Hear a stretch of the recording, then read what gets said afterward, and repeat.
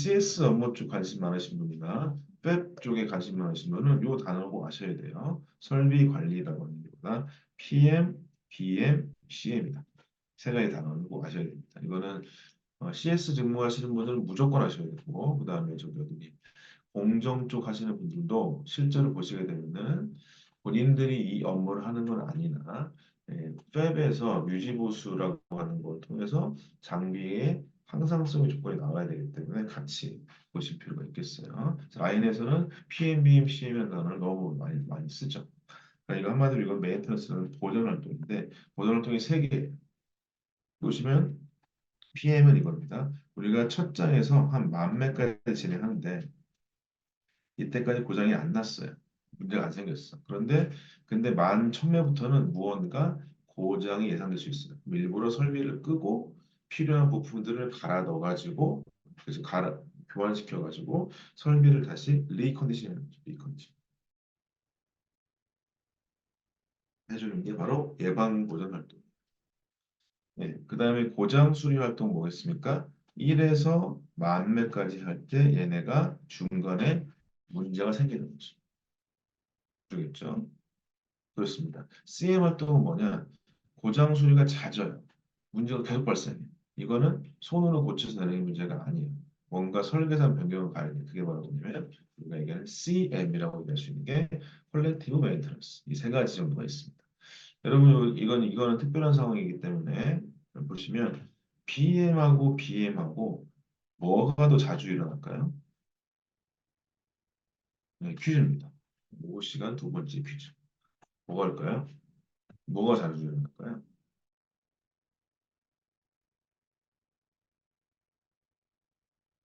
네, PM. 안테니 PM. 다른 분도 혹시 의견 있으세요? PM, BM이면, 왔다 갔다 하죠. BM, BM, PM. BM이 좀 더 많아졌네요.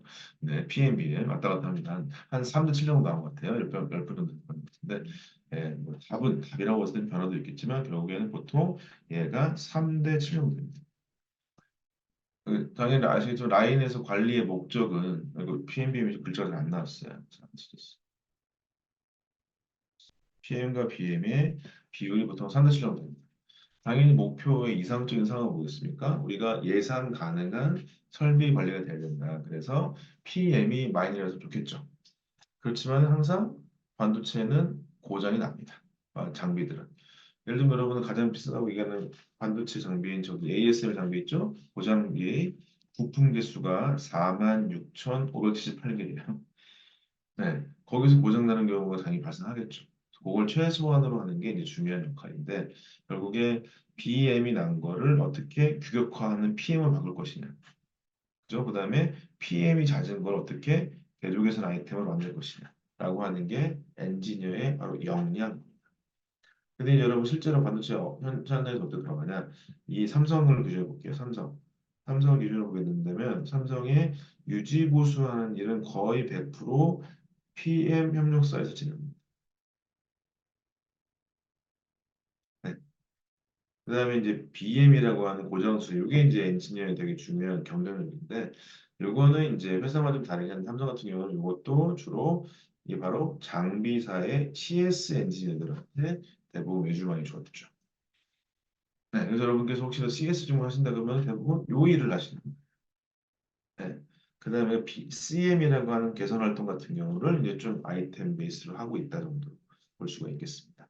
근데 이게 뭐 그러면 내가 라인도 안 들어가고 장비 안 고쳐도 되니까 좀 편한 거 아닌가 하시겠지만 그런 일 말고 딴 일 하기 너무 많아요. 그것도 많고 그다음에 이제 어떻게 보면 엔지니어 실력으로 보자면 결국에는 설비의 운용의 숙련도가 가장 핵심입니다.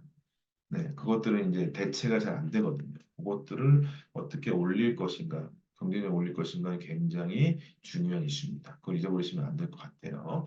하여튼 그렇게 돼서 우리가 설비 쪽 관심 있으신 분은 PM, BM, CM의 단원을 꼭 아실 필요가 있다. 뭐겠어요? 내가 이러한 일을 했던 것들 같은 거를 같이 고민해 보는. 근데 이게 설비 쪽도 여전히 이게 뭐냐면 결국에 BM이 뭐겠어요? BM이 문제 해결이에요. 무슨 얘기냐? 어떤 형태로 얘가 뭐겠어요? BM에서 고장 났어. 그럼 뭐예요? 고장 분석해야죠. 원인 발견을 해야 돼요. 그래서 해결책 도출해야죠. 근데 어떻게 됩니까? 실행해야 돼요. 평가하고. 이거 뭐예요? 이게 그냥 원래 우리가 알고 있는 문제 해결 방식이잖아요. 예, 이거를 빨리 하고 정확하게 해주는 게 바로 엔지니어링의 굉장히 핵심일 수밖에 없습니다. 네, 이거 당연히 그렇게 다른 걸 여기서 아실 수가 있겠죠. 그렇죠. 그렇게 돼서 이렇게 보시면 될 것 같고, 그다음 몇 장면 그다음 그 결국에 뭐냐? 이런 형태의 우리가 메인터넌스라고 하는 장비, 소재, 그다음에 인간의 노동력, 공정 이런 걸 포함해서 머신, 머티리얼, 맨 플러스 이걸가 메저먼트라고까지 포함돼요. 이제 이걸 한 번 더 써봅니다.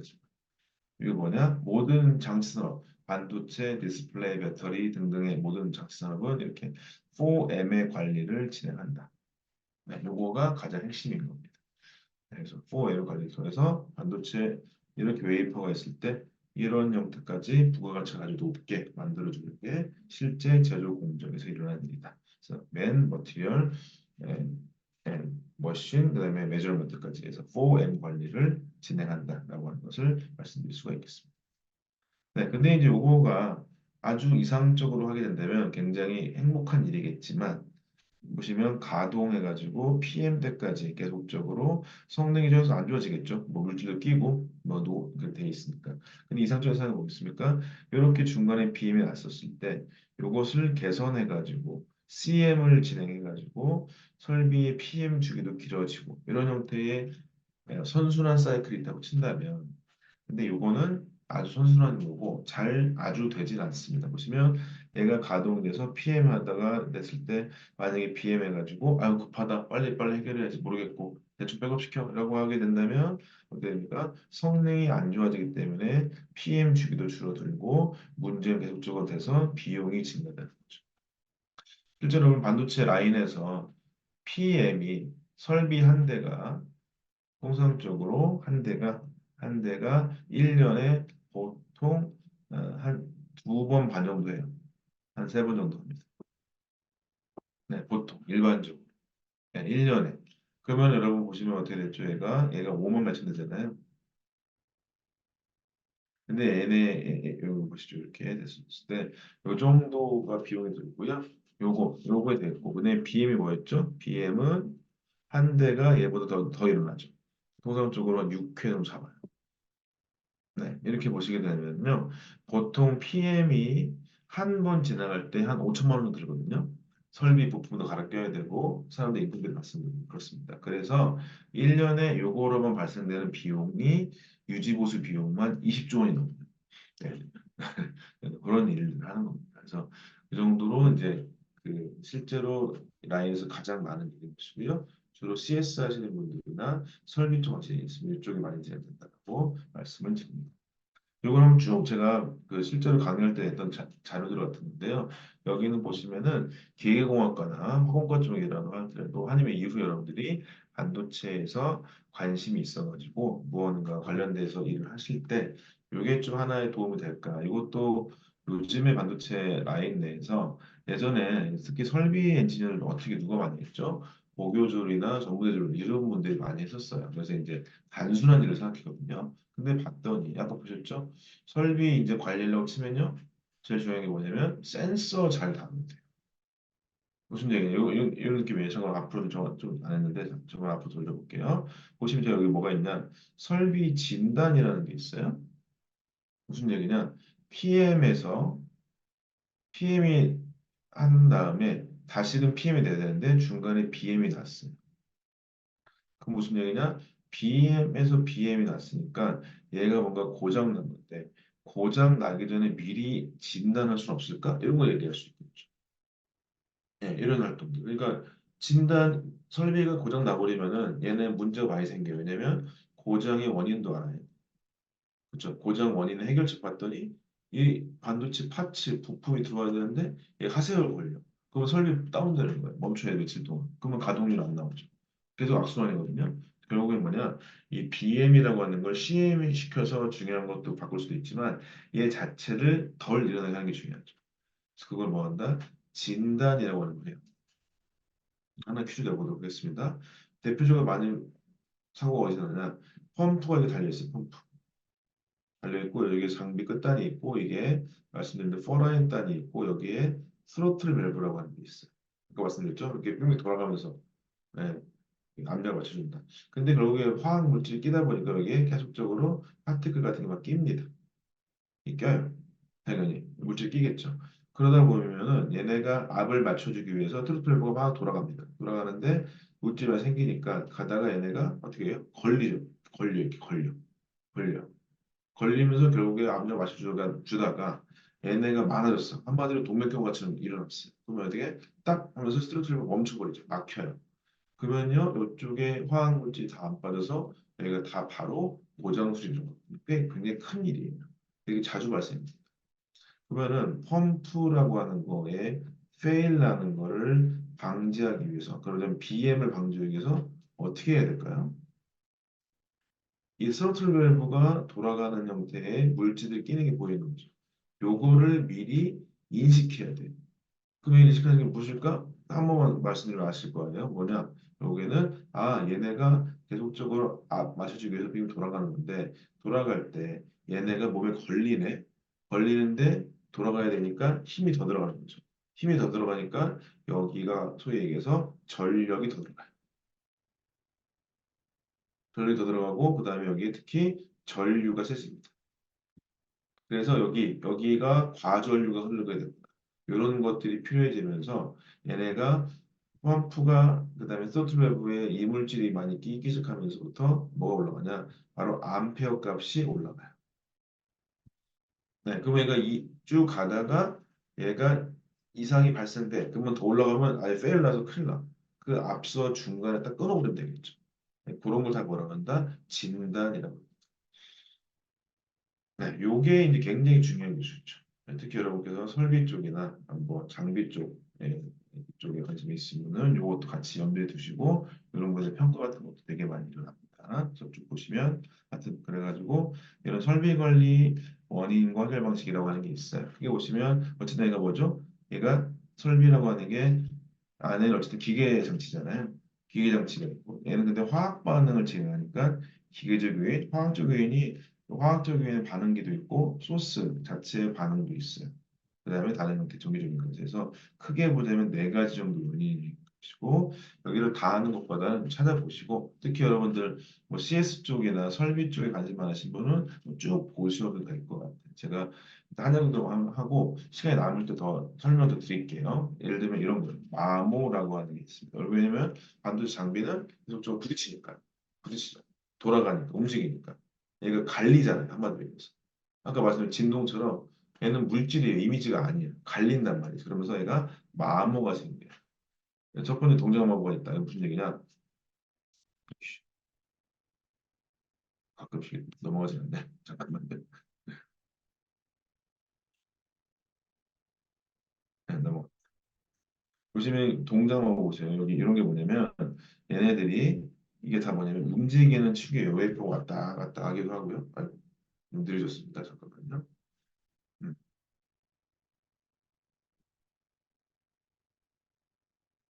지금 보시는 화면은 체결만 보여서 어쨌든 얘가 배관하고 여러 가지 이어야 돼요. 이어기 때문에 얘를 계속적으로 뭡니까? 예, 나사를 돌려야 돼요. 나사를 돌리니까 어떤 일이 생겨요? 결국에는 얘네가 무언가 나사밥 나오는 거죠. 나사밥 같은 게 나와가지고 얘네들이 파티클 요소로 떨어지는 거예요. 네, 이런 것들이 있으면 문제가 생기는 것이고요. 네, 동작마모도 앞에 나와 있는데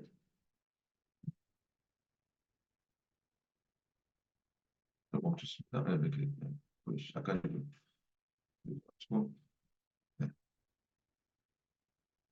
보시게 되면은 네, 좀 거의 나오면 제대로 나왔는데 이거 그림을 한번 볼게요. 여기 보시면 얘가 뭐냐면 얘가 웨이퍼 상자가 왔다 갔다 하는 거예요. 그러면 얘네가 물 기어가 왔다 갔다 하니까 결국에 여기에 마모돼 가지고 이런 것들이 어떻게 됩니까? 파티클로 떨어져요. 파티클 떨어지는데 얘네가 운반할 때 소위 얘기해서 뭡니까? 기름칠이라는 거죠. 잘 움직이라고. 그 기름칠이랑 물질이랑 떡져가지고 이렇게 파티클이 나와요. 그래서 되게 실력 있는 엔지니어보다 이 파티클의 모양만 봐도 얘가 어디서 문제가 생긴지 알아요.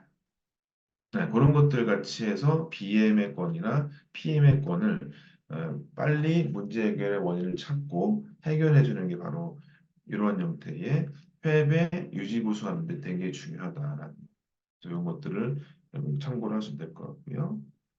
네, 페이지가 넘어가지 않네요. 음.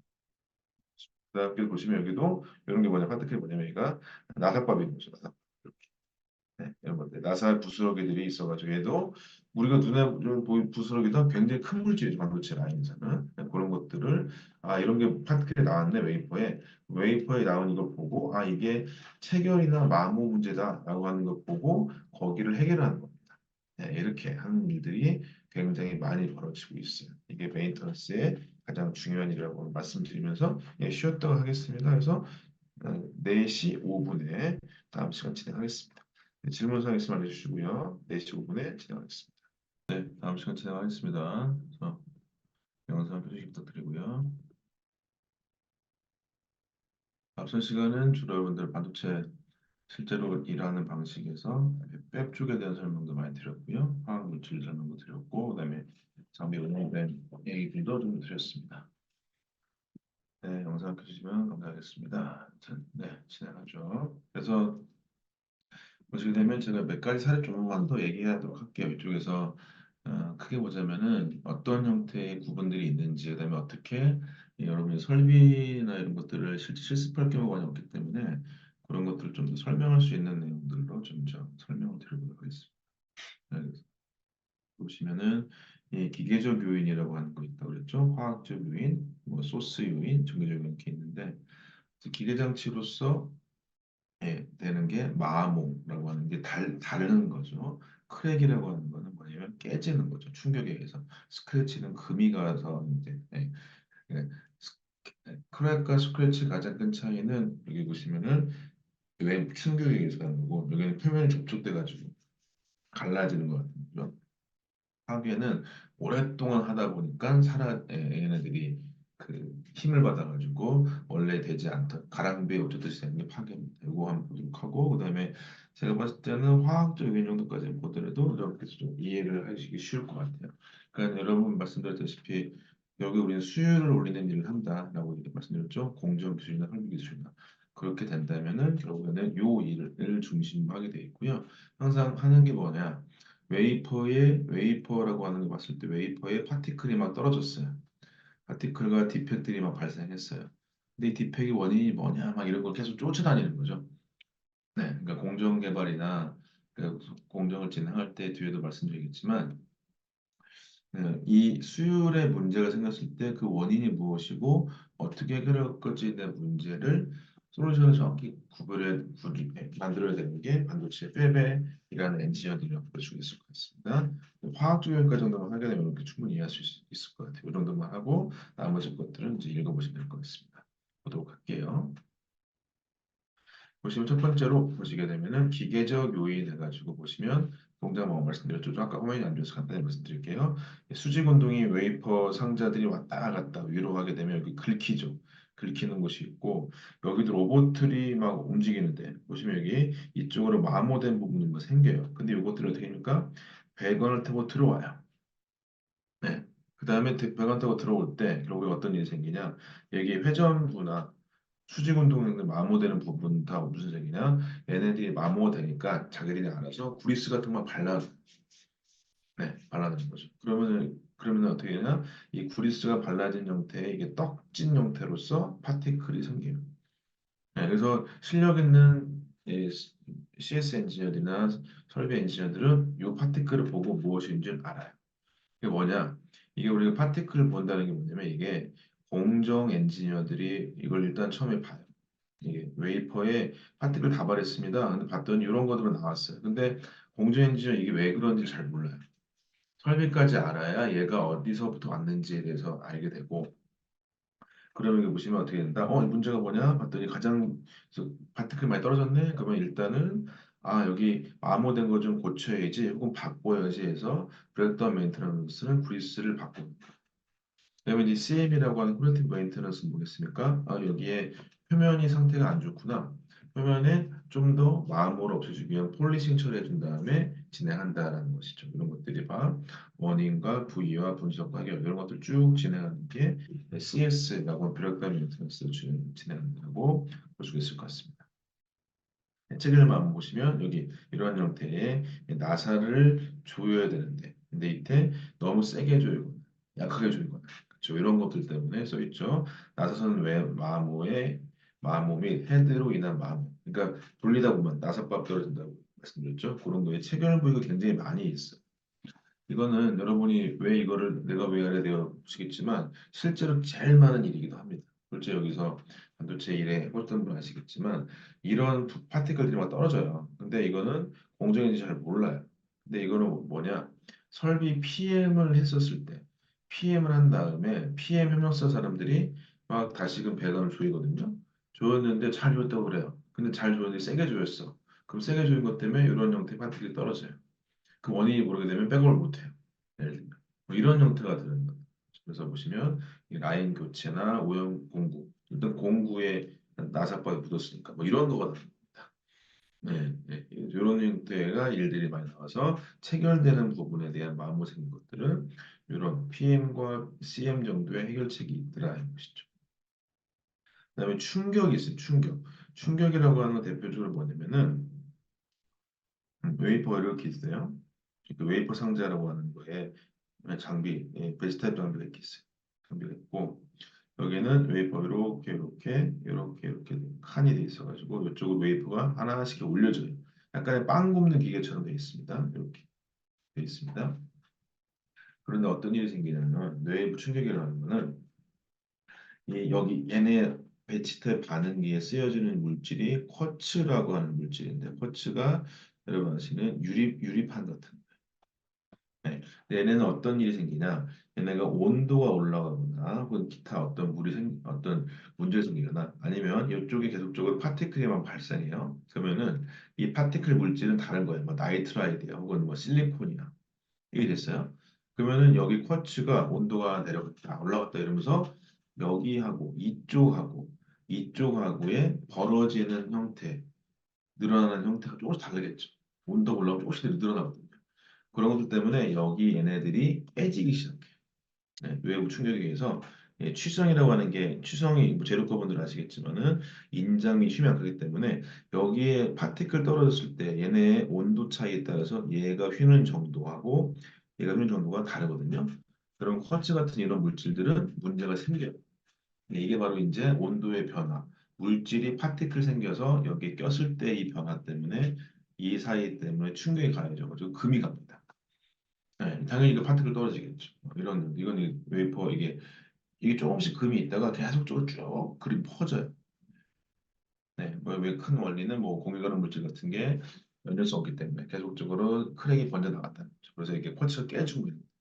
쿼츠가 깨지면 당연히 여기 있는 게 소위 이제 실링이 안 되니까 얘가 소위 얘기해서 펌프도 잘 안 되고 막 이런 비정상으로 잘 나오지 않는 피크가 나버렸습니다. 이런 것들의 문제를 해결하는 것도 이제 기계적인 그다음에가 열 변화라고 하는 거 뭐냐? 얘는 굉장히 오랫동안 온도 받을 수 있어요. 고온 공정일 수 있거든요. 그런 것들 특히 아까 얘기했던 이런 형태의 배치 타입 장비가 있으면 이 끝에 그러니까 열 처리를 위해서 이쪽에 히터라고 하는 거 히 코일 놓는데 이쪽은 굉장히 열을 많이 받아 있어요. 그러니까 여기가 소위 이제 고른 거죠. 계속 열을 계속 받으니까 열에 대해서 열 변화가 계속 일어날 수밖에 없거든요. 그래서 고온 공정을 오랫동안 하게 되면 이렇게 아주 떡진 형태로 이런 형태로.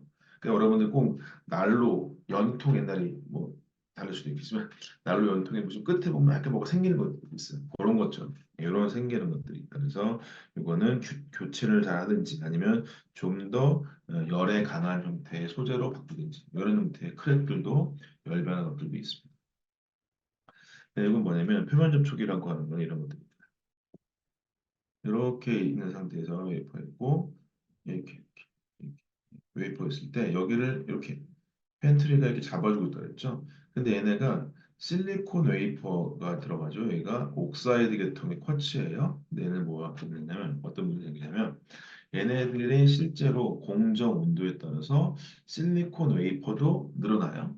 조금씩 늘어납니다. 여기 이제 공정 온도가 다 높고 완전히 낮기 때문에 굉장히 이런 일이 심해요. 그다음에 여기 쿼츠라고 하는 것도 문제가 많이 생겨요. 근데 얘네가 더 늘어나요. 기본적으로 실리콘 옥사이드 연료성이 좋습니다. 그러면 얘가 원래는 닿아가지고 특별한 일이 없는데 이 뒤편에 이 웨이퍼 백면 쪽에 이러한 형태의 스크래치가 갑니다. 그냥 이렇게 부딪히는 거죠. 원래는 부딪히지 않다.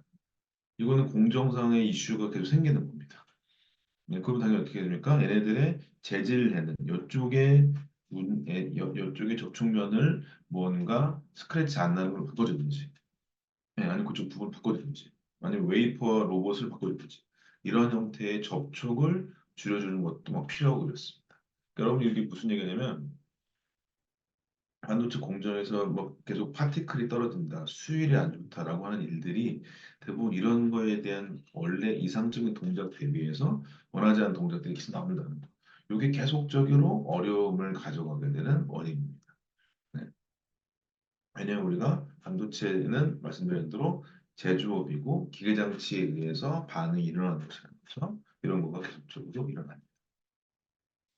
그다음에 이거는 패드 스크래치라고 해서 CMP 공정 같은 경우는 결국에 CMP라고 하는 거는 뒤에도 설명드리겠지만은 어떤 형태의 공정을 진행할 때 이렇게 패턴이 만들어져 가지고 위쪽으로 해가지고 웨이퍼가 이렇게 굴곡이 있을 때 얘를 갈아주는 건데 갈아주려고 그럴 때 가는 면에 당연히 이 웨이퍼 쪽하고 이 패드라고 하는 가는 면이 스크래치 생기거든요. 네, 파티클 때문에 이런 것들을 어떻게 할 것이냐에 대한 문제. 이런 것들 패드 스크래치 같은 것도 있는 것이죠. 그 다음에가 이제 보시면 네, 피로 파괴라 저것도 마찬가지로 아주 오랫동안 이란 게 뭐냐면 원래 이 정도의 뭐 베스트 타입 장벽이 있었다. 얘가 그렇게 힘을 오래 받는 게 아니었었어요. 근데 계속적으로 힘을 받는 거예요. 네, 그러면 이제 보시면 피로 파괴라 그래가지고 원래는 깨질 정도 힘이 아닌데 계속적으로 약한 힘이 반복되다 보니까 얘네들이 이런 형태의 피로 파괴까지 일어나서 이쪽에 크랙이 생깁니다. 이런 형태의 결과들도 많이 있어요. 말하자면은 이것들을 여러분께서 외운다고 하는 것보다는 무언가 문제가 발생했을 때 무언가 문제는요. 난 설비 엔진이 아니니까 안 할 거야 문제가 지금은 아니에요. 실제로 파티클 수율에 문제가 생겼다. 근데 얘가 원인이 뭐냐? 이제는 동시에 공정과 설비를 같이 볼 수밖에 없습니다. 계속적으로. 근데 거기서 되게 큰 원리들이 뭐냐면요. 여러분 보시면 압력하고 온도 이런 쪽에 대한 요인들 계속 볼 수밖에 없어요. 이거에 따라서 각 물질 사이에 무언가 변하는 것. 그래서 물질에 대한 얘기 계속 하고 있는 거죠. 이런 걸 보실 수가 있을 거예요. 그 다음에가 화학적 반응도 써 있습니다. 원래 과반응이라는 게 있어요. 과반응이 뭐냐면은 챔버에 도달하기 전에 보시면 얘가 가스 라인이 이렇게 있고 여기에 챔버에 가스가 막 들어와야 돼요. 네, 그다음에 여기 중간에 뭐가 있냐면은 뭐 가스 박스라고 해가지고 이렇게 형태 물질이 있고 여기에 배관들이 많이 있어요. 아까 여러분 잠깐 말씀드렸지만은 여기가 뭐 밸브 매니폴드 박스라고 하는 거고 여기가 2차 배관이 2차 배관이 여기 있는 설비의 가스 박스라는 걸로 돼 있어요. 연결돼 있고 여기가 챔버입니다. 근데 여기 챔버에서 반응이 제대로 일어나야 되는데 원하지 않는 데에서 여기에서 무언가 일이 생겨요. 네, 그래서 여러분들 이 배관도 이렇게 쉬게 하는 것도 되게 힘들어요. 왜냐면 이 쉬었다가 여기서 속도가 느려져가지고 혹시 여기서 무언가 원하지 않는 반응 생기면 어떡하지? 이런 것들이. 네, 그러니까 이게 굉장히 만만치가 않아요. 실제로 설비라고 하거나 반응기라고 하는 다룬다고 하는 일은 만만치가 않습니다. 네, 이런 형태의 그 속도가 느려지는 부분이 생긴다든지 아니면 온도가 떨어지는 부분이 생긴다든지 그래서 원하지 않는 이런데 배관에서 반응이 막 일어나고 네, 네, 그런 것들을 파티클 이렇게 아까보다 좀 다르죠? 아까들은 깨진 것들이 나왔는데 여기는 반응에서 나오는 파티클들의 동그란 원형 같은 모양들이 나왔어요. 이런 것들을 볼 수도 있습니다. 습기도 있어요. 아까 말씀드렸죠? 습기, 특히 뭐가 있다? 웨이퍼, 이게 팹 끝에 하고 중간에 습기 차이가 있다.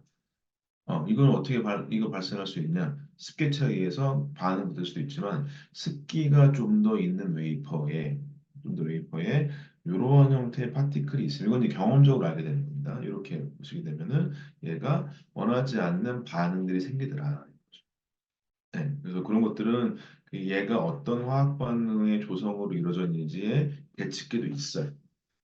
네, 뭐 해결을 어떻게 하냐? 습기를 없애야겠죠. 그래서 습기가 없을 정도의 공정 조건을 추가하기도 합니다. 그래서 처음에 웨이퍼에 살짝 힛을 줘가지고 습기가 날라가요. 뭐 이런 것들을 하거나 네, 이런 거에 계속적으로 개선되는 것들을 만들어주는 게 결국에 반도체의 수율을 높이는 방법이에요.